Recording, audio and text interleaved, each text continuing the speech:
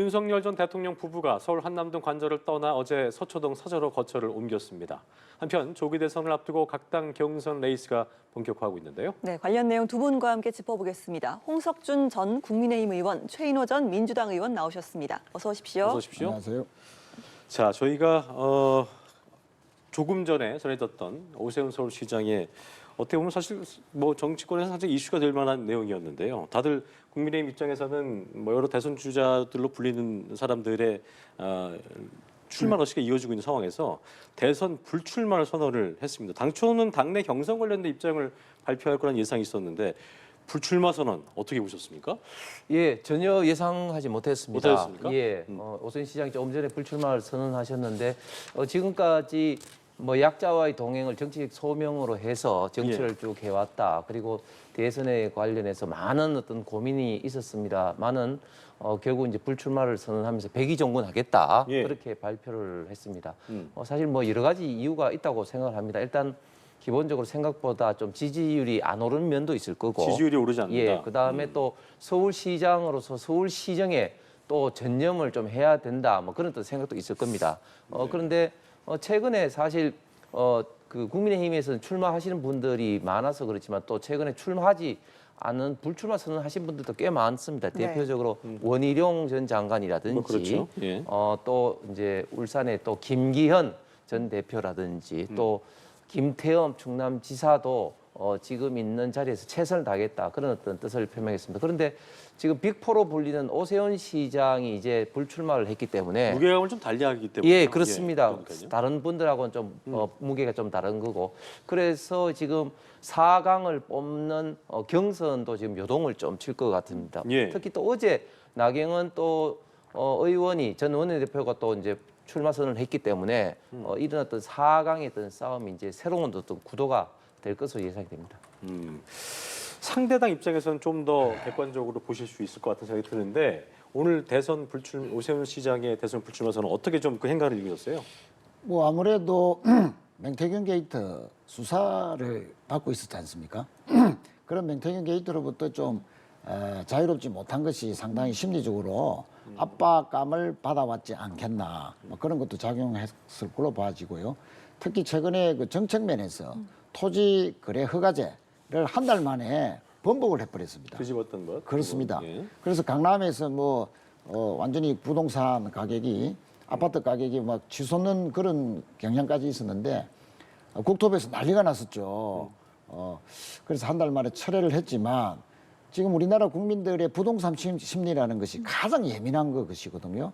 그런데 대권을 준비하는 분이 그렇게 준비 없이 토지 거래 허가제를 시행했다가 또 철회해버리는 이런 것은 대권 후보로서의 정책면에서 치명적인 타격을 입었다. 막 그런 측면에서도 본인의 실수를 만회할 수 있는 방법이 상당히 없다라는 판단을 한 것이 아닌가 그렇게 생각하고요. 그런데 이제 서울시장으로서 수도권에 상당한 그 영향력이 있고 기반이 있었던 오세훈 시장이 불출마함으로써 상대적으로 나경원 의원이 지역구가 서울입니다. 네. 예. 또 어제도 출마 선언을 했습니다만 나 의원이 수도권에 상대적으로 지지를 더 흡수할 수 있지 않겠는가. 그렇게 보면 자연스럽게 김문수, 홍준표, 나경원, 한동훈 후보와 오세훈 시장이 남은 티켓 한 장을 놓고 4강에 들어가는 티켓 한 장을 놓고 상당히 자웅을 겨룰 걸로 봤는데 조금 한동훈 후보가 4명으로 가는 그 고비를 좀 넘기는데 도움이 되지 않겠나 네. 그래 봐지고요.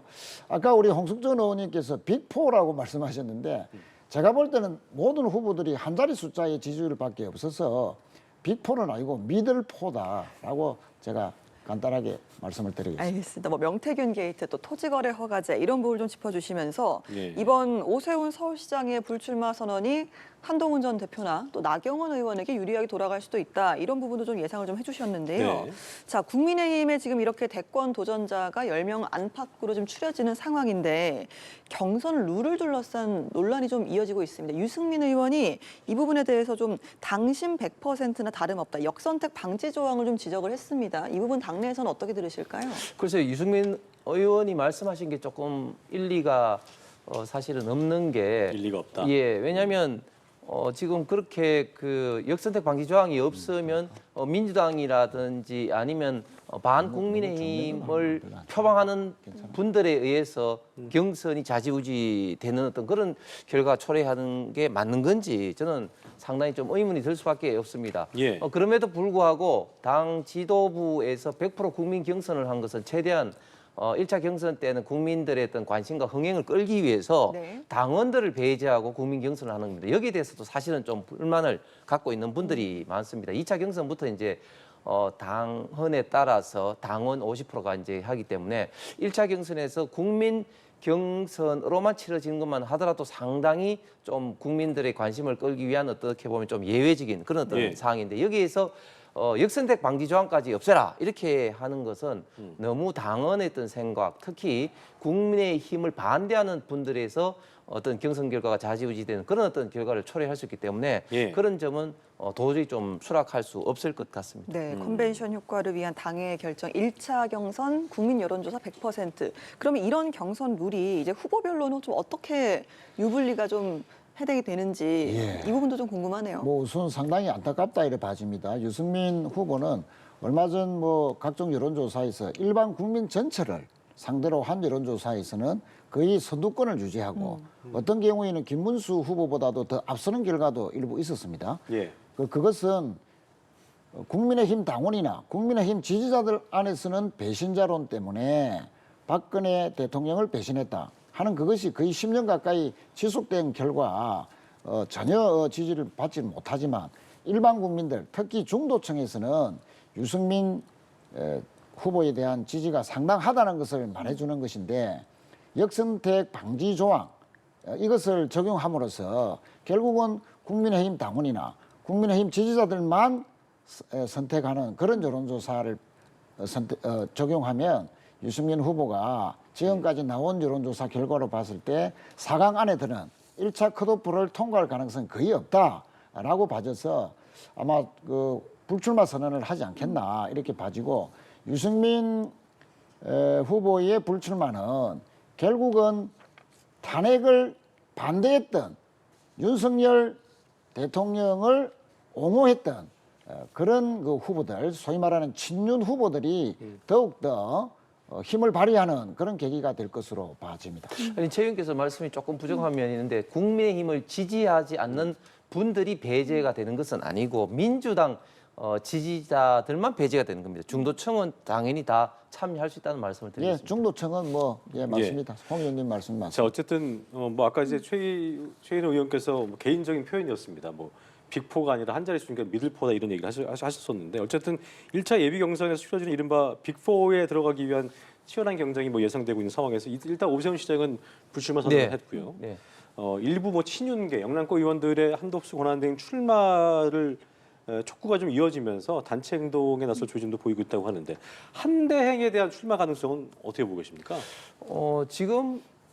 지금까지도 한덕수 권한대행이 출마 가능성은 저는 조금 가능성 좀 낮다고 생각합니다. 그러나 정치는 살아있는 생물이고 그러니까요. 방금 앵커께서 말씀하신 것처럼 지금 당 내에서 호남 당협위원장이라든지 일부 또 충남권의 현역 의원들이라든지 등등등 많은 의원들과 지지자들이 한덕수 권한대행 출마를 지금 권유하고 있는 상황입니다. 왜냐하면 잘 아시지만 지금 전 세계는 트럼프발 관세 전쟁으로 홍역을 앓고 있고 우리 대한민국은 수출이 차지하는 비중이 전체 경제의 70%가 넘습니다. 거의 대한민국의 경제를 좌지우지하고 있는 이 수출 분야에서 역할, 특히 관세 전쟁에서 역할이 차기 대통령으로서 어떤 자질 덕목에서 굉장히 좀 중요하지 않습니까? 그런 측면에서는 한덕수 권한대행이 통상본부장을 통해서 한미 FTA도 한 경험도 있고 또 주미대사도 한 경험이 있기 때문에 뭐 누가 뭐래도 이 분야에는 자타공인한 1인자고 또 얼마 전에 트럼프 대통령과 통화를 통해서 아주 뷰티풀 잉글리시 그레이트 콜이라는 그런 찬사도 좀 이끌어냈습니다.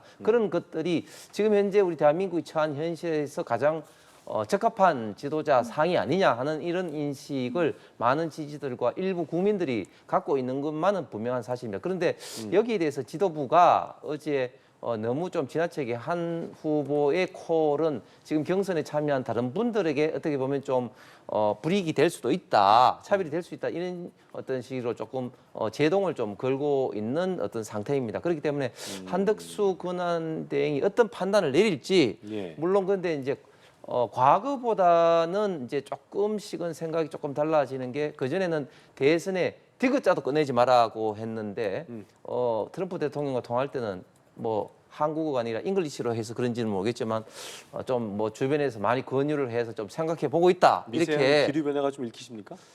미세한 게 아니라 아주 큰 기류 아주 변화가 큰, 일으키고 있는 것 같습니다. 그렇지만 이 그 대선 출마했던 결심은 보통 결심이 아니고 평생 공직자로서 살아온 한덕수 권한대행에게는 일생일대의 모험이 될 수밖에 없기 때문에 그렇죠. 예. 지금도 큰 고민을 하실 거라고 생각합니다. 본인의 의지가 굉장히 중요하다는 부분을 또 강조해 주셨는데 상대당 입장에서 보실 때 한대행이 출마 가능성이 어떤 변수가 좀 될 거라고 보시는지 어떻게 예상하시는지 좀 들어보겠습니다. 뭐 우선 뭐 내일 수십 명의 국회의원들이 한덕수 출마하라 이런 성명서를 발표한다는 말들이 돌았는데 그것은 뭐 사실이 아닌 것으로 봐집니다. 그렇지만 여러 명의 의원들이 일부 지도부에 속하는 의원들도 한덕수 대행이 출마하면 좋겠다 이런 식으로 이제 분위기를 잡으니까 제일 타격을 많이 받는 분들은 아무래도 기존에 나섰던 국민의힘 후보, 특히 1등을 달렸던 그러나 지금 점차적으로 지지율이 하락세에 있어서 1% 한 자리 숫자로 지금 지지율을 기록하고 있는 김문수 후보가 제일 좀 예민한 반응을 좀 보였습니다. 그것은 일종의 김문수 후보에 대한 대체 후보로서 한덕수 총리를 띄우는 거 아니냐. 그런 이제 좀 예민한 반응을 김문수 후보가 어제 보였는데 대행으로서의 역할을 해야지 출마하는 것은 부적절하다. 예. 이렇게 이제 좀 일가를 했습니다. 김문수 후보가. 그렇듯이 한덕수 차출론이 현실화될 것인가가 상당히 이제 관심을 받는데 우선 국민의힘 소속으로서 후보 경선에 나가기는 사실상 힘들다. 예. 왜냐하면 다음 주 화요일에 후보 등록이 있습니다. 그렇습니다. 지금 오늘 토요일이지 않습니까? 만 사흘 만에 등록을 위해서는 여러 가지 재산 신고도 해야 되고 또 사진도 찍어야 되고 홍보용 여러 가지 이제 동영상도 찍어야 되고 사진 그런 것들이 과연 가능하겠느냐. 사실상 물리적으로 다음 주 화요일까지 신변을 정리해서 또 국민들에게 양해를 구하고 모든 실무적인 준비하기에는 물리적으로 너무나 부족하다. 그러면 국민의힘의 후보로서는 출마를 못하는 거 아니냐. 예. 그럼 무소속 길밖에 없는데 이 무소속으로의 길을 선택하는 한덕수 과연 그렇게 출마 강행을 할 것인가? 저는 전혀 그렇지 못할 것이라고 생각합니다. 왜냐하면 우선 권력 의지가 한덕수 대행은 없다. 지금까지 평생 공무원을 살아보고 정치인으로서는 일일도 안 해본 그런 경험을 과연 이 난국에서 결행을 하겠는가. 예. 그런 부분이고 두 번째는 이번 대선에서의 핵심적인 키는 민심의 키는 중도층입니다. 특히 탄핵에 찬성하면서 중도층인 70%의 이 국민들이 어쨌든 계엄은 잘못됐다. 윤석열 전 대통령의 계엄 선포는 잘못됐다. 또 이것을 옹호하는 친윤들 인사에 대해서 좋지 않은 이미지를 가지는데 윤석열 한덕수 대행은 얼마 전에 이완규 헌법재판관 후보를 즉 윤석열 대통령의 거의 분신이라고 할 수 있는 분을 헌법재판관 후보로 지명을 했기 때문에 예. 여지없이 친윤의 이미지를 그대로 드러냈기 때문에 이런 중도층에서도 한덕수 대행에 대한 출마를 전혀 반기지 않을 것이기 때문에 출마의 그 어떤 국민적인 지지 동력 자체가 예. 형성되지 못할 것이다. 그런 면에서 저는 출마하지 않을 것으로 봅니다. 예. 자, 시간적으로도 그렇고 좀 당장 멀어져야기 실현이 때문에. 되기에는 여러 가지 한계가 있다 이런 말씀 좀 짚어주셨습니다. 어제 이재명 전 대표가요 영상으로 대선 출마를 선언한 후에 이제 비전 발표 기자회견을 열었습니다. 경선 캠프 인선도 공개가 됐는데요. 네. 친명색차 중 옅은 인물들 중심으로 발탁했다는 평가도 나오는 상황입니다. 인선에 대해서는 좀 어떻게 보셨는지 먼저 최 의원님. 네, 뭐 윤호중 선대위원장은 예. 뭐 범친맹으로는 알려졌습니다만 오선의 중진으로서 어떤 중립지대에 있었던 분이죠. 그러나 과거에 사무총장과 최고위원을 겸해서 여러 가지 실무 역량을 인정받았던 분입니다. 그래서 이런 경선 관리하는 데는 제일 책임자인데 이분도 뭐 친명이라고 하기는 거리가 좀 먼 분이고 네. 또 경선본부장의 강훈식 의원, 충청권을 대표하는 아주 젊은 국회의원이고 삼선 의원입니다. 이분도 뭐 천명이라 하기에는 거리가 먼 분이죠. 예. 오히려 뭐 한때는 비명으로까지도 그렇게 불렸던 분인데 이분은 또 정치 감각이라든지 능력이 좀 탁월함을 인정받고 있는 분인데 이 능력을 사서 네. 발탁이 된 것 같습니다. 네. 그 외에 한병도, 박수현 이런 분들은 문재인 정부에서 그렇죠. 청와대에서 또 예. 근무를 했었습니다. 핵심적인 비서관과 수석을 지냈는데 대표적인 친문 인사를 할 수 있죠. 그러면 이런 비명에 가까운 분들, 범친명, 또 친문의 핵심 인사들 이런 분들을 발탁한 것은 통합을 강조하는 네. 통합 없이 확장 없다. 통합을 먼저 이루어야만이 확장이 있다 하는 그런 그 의지가 그대로 반영된 인선이다. 네. 그래서 앞으로 중도 실용주의, 중도 확장주의 뭐 이런 그 행보를 더욱더 가속화하겠다는 의지가 반영된 그런 인선이라고 봅니다. 그렇군요. 자, 뭐 그 민주당 같은 경우에는 경선 룰을 이제 당원 비율 50%, 국민 여론조사 50%로 변경하기로 잠정 결론을 했는데 이거에 대해서 이제 국민 경선 만식을 뭐 선호해왔던 비명계 주자들이 일방적 결정이다. 뭐 당의 경선 룰 관련 논의가 밀실에서 이루어지고 있다. 뭐 비판을 계속했습니다. 일단 민주당이 오늘 경선 룰 확정할 방침인데 상대당 입장에서는 네. 좀 어떻게 좀 현 상황을 바라보고 계십니까? 예, 그런데 뭐 사실 그 비명계 주자들이 사실 몇 명 되지도 않고 워낙 지금 이재명 대표하고 차이가 많이 나기 때문에 네. 저는 경선 룰을 주장하는 게 그렇게 언론이나 국민들의 관심을 받지 못하는 것 같습니다. 왜냐하면 어떤 방식으로 하든지 간에 뭐 그 이재명 대표가 될 수밖에 없는 그런 어떤 상황이고 사실은 뭐 사실상 경선의 모양새를 띠고 있는 어떤 추대 형식으로 지금 이제 그 민주당은 경선이 그 진행되고 있기 때문에 국민들에게 한마디로 김 빠진 어떤 사이다 맛을 줄 거다 관심 이렇게 받게. 예, 생각을 하고 있습니다. 비명계 지금 주자 중에 김두관 그리고 그 김동연, 김경수 이 정도 이제 출마를 할 것 같은데 그런 분들이 이재명 대표에게 예. 지금 이제 뭐 위협을 줄 만한 그런 것도 전혀 없을 것 같고 특히 토론을 해서도 과거에 이낙연 대표처럼 이재명 대표의 좀 아픈 사법 리스크를 좀 약간 그 송곳처럼 이렇게 찌르지도 못할 것 같고 해서 경선 어떤 진행하는 과정 자체가 사실 국민들로부터 그렇게 큰 관심을 받지 못하기 때문에 저런 경선 룰을 논의한 것 자체가 저는 뭐 큰 의미가 없다고 봅니다. 홍 의원 말씀처럼 어차피 뭐 어후명처럼 이게 얘기가 나온 상황이라면 이쪽에서 잡음이 나오지 않는 선에서 경선 룰을 정하는 것도 좋지 않겠냐 의견도 있는 것 같아요. 어떻게 보십니까? 그렇습니다. 뭐 어쨌든 어대명이라 할까요? 이제 어후명이죠. 예, 어후명. 그렇습니다. 이재명 대표가 뭐 거의 후보로 선출될 것이다 네. 하는 것은 뭐 이론의 여지가 없습니다. 네네. 그러나 또 차기를 노리는 그런 그 후보의 입장으로 보면 예. 과연 이제 어떤 룰을 해야 2등을 차지하는 데 유리하냐 또 2등을 차지했을 때에 차차기 준비하는 그 힘을 받을 수가 있기 때문에 네. 이재명 대표와의 그런 비교도 중요하지만 자신이 또 2등을 차지하기 위한 또 경쟁 속에서 그런 2등 경쟁 후보와의 예. 관계에서도 룰이 어떤 것이 자신에게 유리할까 네. 또 사실은 예민하게 좀 계산을 하고 있다 이렇게 봐야 안 되겠습니까? 예. 그런데 저희 당의 지금 현재 당규는 예. 권리당원은 50%를 고정하고 남은 50%를 여론조사라도 할 수 있고 국민선거인단 모집으로도 할 수 있습니다.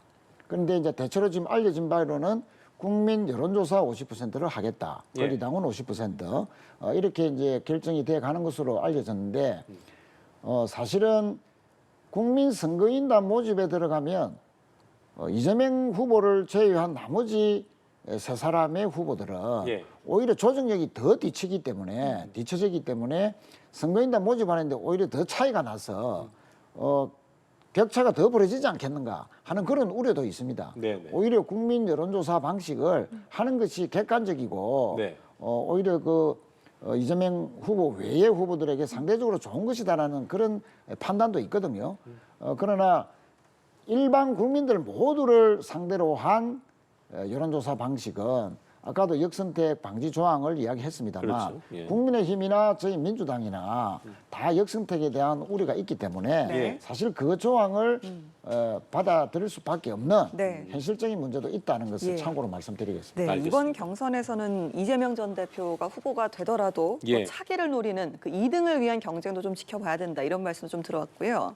자, 이제는 윤 전 대통령 이야기로 좀 넘어가 보도록 하겠습니다. 관저에서 들어간 지 886일 만에 어제 사저로 돌아갔는데 이제 떠나면서 보여도 이제 메시지가 나라와 국민을 위한 새로운 길을 찾겠다라는 이야기였거든요. 그러니까 예. 새로운 길이 좀 어떤 의미인가 여기에 두고도 의견이 분분한데 홍 전 의원께서 일단 어떻게 들으셨습니까? 예, 저는 전직 대통령으로서 당연히 국가를 위해서 하실 수 있는 그리고 해야만 역할이 있지 않겠습니까? 그렇기 때문에 그런 어떤 취지에서 새로운 어떤 길을 찾겠다고 말씀하셨습니다. 물론 문재인 대통령처럼 뭐 잊혀지고 싶다고 하다가 뭐 책방을 통해서 끊임없이 국민들에게 어떤 메시지를 전달하는 뭐 그런 어떤 역할은 하지 않으실 것 같고 예. 그리고 또 현재 상태에서는 윤석열 대통령 같은 경우는 지금 형사 재판을 지금 현재 받고 있습니다. 네, 그렇기 때문에 네. 형사 재판에 대한 어떤 대응만 하더라도 굉장히 신경이 쓰이고 바쁘시기 때문에 뭐 구체적으로 어떤 뭐 일을 한다, 메시지를 낸다 이런 것은 아닐 것 같고 단지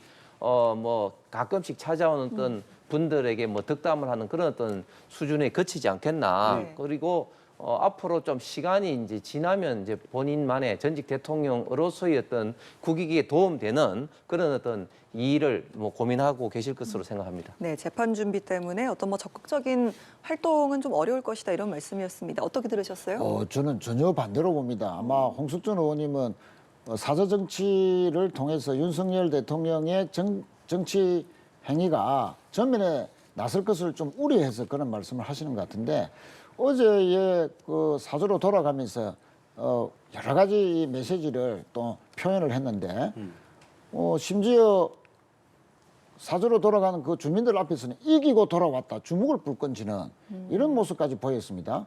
마치 저는 넬슨 만델라 남아공 대통령이 과거 인권운동을 하다가 감옥에 18년간 있다가 출소하면서 보였던 이 주먹을 쥐고 이겼다 우리는 이런 식의 모습을 보는 것 같아서 과연 이게 지금 탄핵당하고 파면당한 대통령이 이제 그 사저로 돌아가는 마당에 저런 모습 당당한 모습 또 이기고 돌아왔다 또 뭐 구치소 있을 때가 가장 빛나는 시기였다 이런 식으로 하면서 새로운 길을 강조를 했는데 그 새로운 길이라는 것은 앞으로 사저로 돌아가서도 정치적인 메시지를 계속 하겠다. 예. 당장에 국민의힘 경선에서 어떤 메시지를 내서 자신을 보호하려 했고 자신을 옹호했던 후보들을 돕겠다는 그런 의사로 비치고요. 실제 그저께 이철우 경북지사가 관저에 가서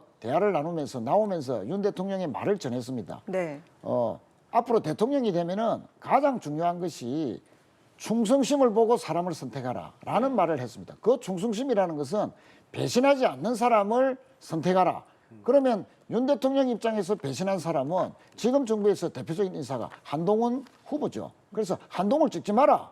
또 나아가면 유승민도 찍지 마라 하는 그런 메시지를 낸 것이죠. 그것이야말로 국민의힘의 경선에 지금부터 이미 참전을 했다. 영향력을 행사하려 하고 있다 하는 것이 이제 드러난 것이고 앞으로도 이런 경선에서 나경원 후보를 또 별도로 불러서 한남동 간주에 있을 때 또 격려한 것으로 알고 있습니다. 그러면 또 나경원 후보에 대한 지지를 우회적으로 표현하다가 예. 그러나 또 김문수 후보가 1등으로 후보가 되더라도 만약에 어떤 이재명 후보의 격차가 좁혀지지 않을 때는 또 다른 뭐 어떤 선택을 할 수도 있는 그래서 지금 윤 대통령이 자숙하고 사과하고 승복하는 메시지가 아니고 정치 전면에 나서겠다는 그런 의사를 밝히는 이런 여러 가지 행동과 메시지, 은행들은 정말 자제해야 되고 우리 국민들을 더욱더 분노케 만드는 그런 행위로서 본인은 재판을 지금 내란 재판을 받고 있다는 사실도 당당히 지금 알아야 되는 예. 그런 시점이라는 것을 추가로 말씀드리겠습니다. 알겠습니다. 사저 정치에 대한 두 분의 정반대 의견이었는데요. 여러분 생각은 어떠십니까? 지금까지 홍석준 전 국민의힘 의원, 최인호 전 민주당 의원과 이야기 나눠봤습니다. 오늘 말씀 고맙습니다. 고맙습니다. 감사합니다.